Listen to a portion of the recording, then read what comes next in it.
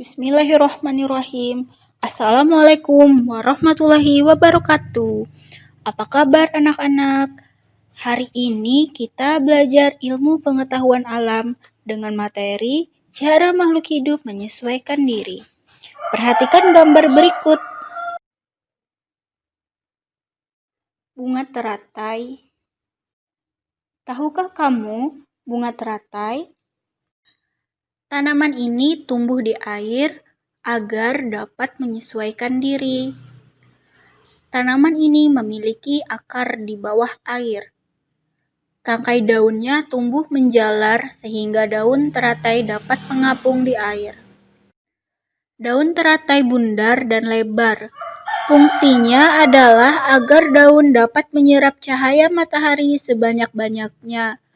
Hal ini akan berdampak saat penguapan air dan berfotosintesis. Daun teratai memiliki larutan yang bermanfaat sebagai pembersih daun. Teratai memiliki batang dengan rongga di dalamnya. Rongga ini berfungsi untuk membawa oksigen ke batang dan akar. Meskipun akar berada di dalam air, akar masih tetap dapat bernapas. Nah, anak-anak, bagaimana bunga teratai beradaptasi dengan lingkungannya ya? Ayo kalian cari jawabannya. Perhatikan gambar berikutnya ya. Pohon bambu mempunyai ciri khusus, yaitu mempunyai bulu-bulu halus yang tajam. Bulu yang tajam terdapat pada batang. Bulu tersebut melekat kuat dan dapat menyebabkan gatal. Tumbuhan beradaptasi untuk mempertahankan hidupnya. Adaptasi adalah ciri-ciri khusus yang dimiliki tanaman atau tumbuhan untuk hidup pada tempat atau daerah tertentu. Berdasarkan habitatnya, tumbuhan dibagi menjadi 3 jenis. Pertama, hidrofit. Hidrofit adalah tumbuhan yang sebagian tubuhnya ada di permukaan air. Akarnya berada di air, memiliki rongga udara dalam batang atau tangkai daun. Daunnya muncul ke permukaan air. Contoh tumbuhannya ialah kangkung. Yang kedua, higrofit. Tumbuhan yang hidup di daerah lembab. Tubuhnya terdiri atas bagian-bagian akar, batang, dan daun. Batangnya pada umumnya tidak tampak karena terdapat di dalam tanah.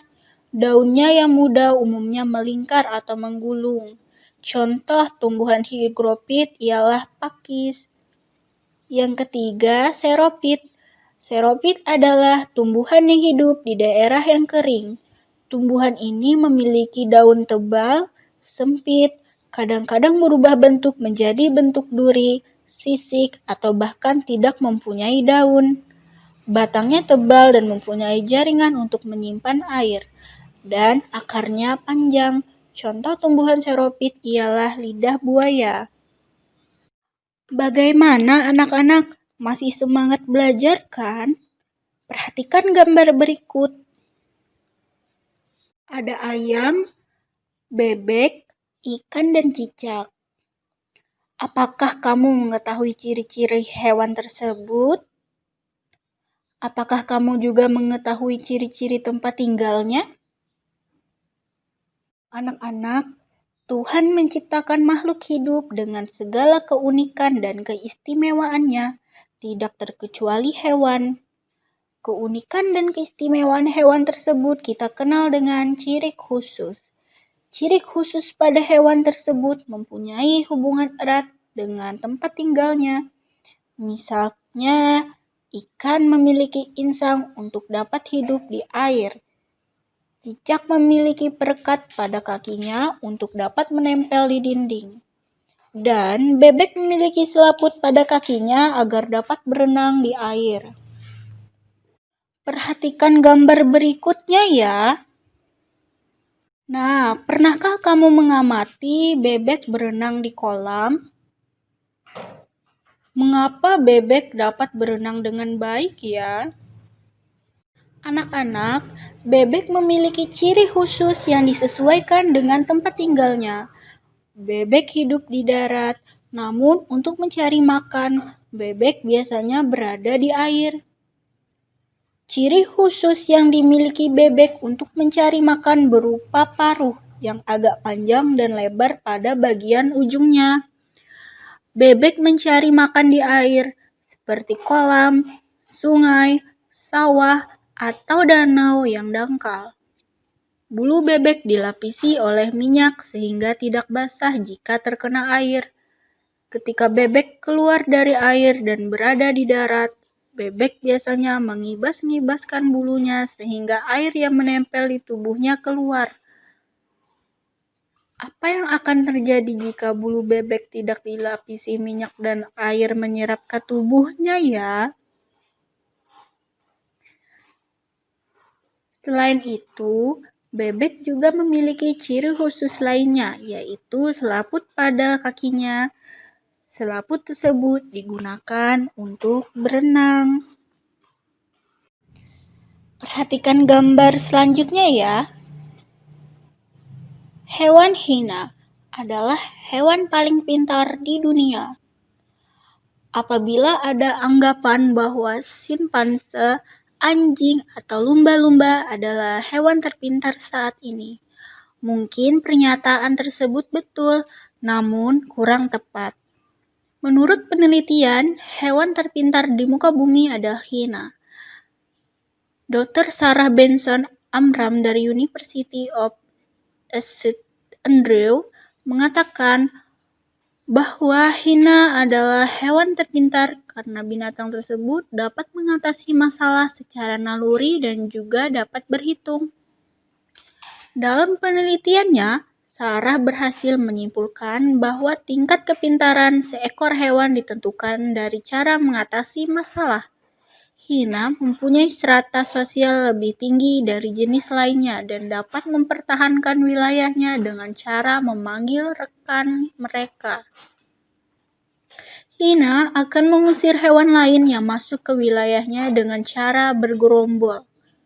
Hewan ini dapat menghitung jumlah penyusup di wilayah dan memperkirakan berapa rekan yang harus hadir untuk mengusirnya. Hina mempelajari cara untuk mengatasi masalah dari kesalahan dan percobaan. Hal ini seperti dilakukan manusia ketika menghadapi masalah. Ungkap Sarah seperti yang dikutip Telegraph. Dia juga menjelaskan bahwa walaupun banyak hewan lain yang melakukan metode seperti yang dilakukan hina, namun hewan ini lebih cepat dalam melakukannya. Hina lebih kreatif daripada hewan lainnya, lanjut Sarah. Mungkin di kemudian hari, karena dikatakan lebih pintar, maka NASA dapat menggunakan hina sebagai penelitian keluar angkasa. Selama ini, NASA hanya menggunakan simpanse dan beberapa hewan kecil lainnya untuk hal tersebut. Nah, anak-anak, kalian sudah mengetahui bagaimana hina mempertahankan diri sekarang. Kita akan mencari tahu bagaimana cara hewan lain beradaptasi. Perhatikan gambar berikutnya. Kamuflase. Kamuflase adalah hewan yang menyesuaikan diri dengan kondisi tempat yang sesuai dengan tubuhnya. Misalnya belalang, daun, dan belalang sembah. Belalang sering hinggap pada daun untuk menyesuaikan warna dan bentuk tubuhnya. Yang kedua, mimikri. Mimikri seperti bunglon menyesuaikan diri dengan mengubah warna kulitnya sesuai dengan tempatnya berada. Misalnya ketika bunglon berada di batang kayu, warna kulitnya berubah dari hijau menjadi kecoklatan dan kehitaman atau sebaliknya. Perubahan warna ini membuat bunglon mampu membaur dengan lingkungannya. Yang ketiga, autotomi, atau yang bisa disebut dengan melepas bagian tubuh. Untuk melindungi dirinya, cicak dan kadal melepaskan ekornya. Cara ini disebut dengan autotomi. Ekor yang telah putus akan tumbuh lagi seperti semula. Yang keempat, menggulungkan diri. Seperti terenggiling, melakukan penyesuaian diri dengan menggulungkan tubuhnya membentuk spiral. Cara ini dilakukan untuk melindungi diri dari serangan musuh. Contoh hewan lain yang menggulungkan diri adalah lilipan. Sekarang, ayo kalian cari tahu bagaimana hewan berikut ini menyesuaikan diri. Cumi-cumi, walang sangit, dan siput. Halo anak-anak, semoga kalian tetap semangat ya. Perhatikan gambar berikut. Beluntas adalah tumbuhan semak. Tumbuhan ini bercabang banyak, berusuk halus, dan berbulu banyak. Beluntas dapat tumbuh di daerah kering, tanah keras, dan berbatu. Tingginya bisa mencapai 3 meter. Dengan habitat dan ciri fisiknya tersebut, beluntas banyak dimanfaatkan sebagai tanaman pagar. Banyak rumah-rumah menggunakan beluntas sebagai pagar hidup. Selain tumbuhan, hewan juga berguna bagi kehidupan manusia. Perhatikan gambar berikut. Keong sawah atau tutut hidup di perairan dangkal yang berdasar lumpur. Keong sawah banyak hidup di sawah, rawa-rawa, pinggir daun, dan pinggir sungai kecil. Keong sawah berguna untuk membersihkan lumut di kolam ikan. Keong membersihkan lumut atau rumput yang biasanya tumbuh mengambang di atas air. Apa saja ya manfaat hewan bagi manusia dan lingkungan? Yang pertama, penghasil bahan pangan. Manusia memanfaatkan hewan untuk bahan makanan, seperti daging, telur, dan susu. Yang kedua, penghasil bahan sandang. Hewan memiliki manfaat terkait kebutuhan sandang, seperti kain sutra yang berasal dari serat kepompong ulat sutra. Domba dapat menghasilkan wol. Kulit hewan seperti sapi dan kerbau dimanfaatkan dalam pembuatan jaket. Yang ketiga, penghasil bahan kerajinan. Kulit sapi dan kerbau dimanfaatkan sebagai bahan pembuatan wayang kulit. Selain itu, bulu angsa dimanfaatkan untuk membuat kok. Yang keempat, penghasil pupuk organik. Kotoran berbagai jenis hewan seperti sapi dan kambing dapat digunakan sebagai bahan pembuatan pupuk organik yang baik dan tidak membahayakan bagi lingkungan. Yang kelima, penghasil tenaga. Tenaga gajah dimanfaatkan untuk mengangkut kayu. Tenaga kuda dimanfaatkan untuk menarik delman. Tenaga kerbau dimanfaatkan untuk membajak sawah. Selanjutnya, apa saja manfaat tumbuhan bagi manusia dan lingkungan? Yang pertama, bahan makanan. Bagian tumbuhan yang dapat digunakan untuk bahan makanan adalah batang, daun, bunga, buah, dan biji.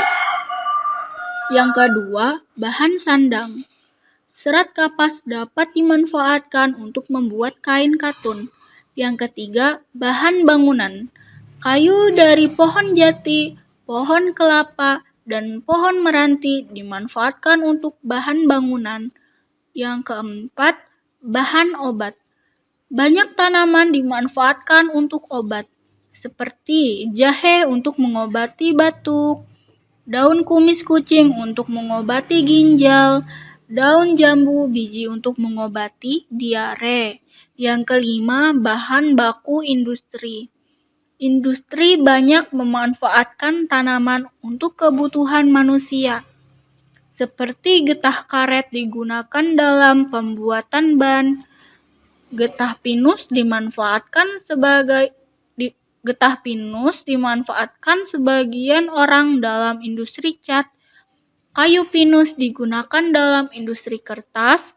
Buah kelapa sawit dimanfaatkan sebagai bahan dalam industri minyak goreng. Yang keenam, bahan pewarna alami. Tanaman dapat digunakan sebagai pewarna. Contohnya seperti sawi dan pandan untuk warna hijau, wortel pewarna jingga, dan kunyit pewarna kuning.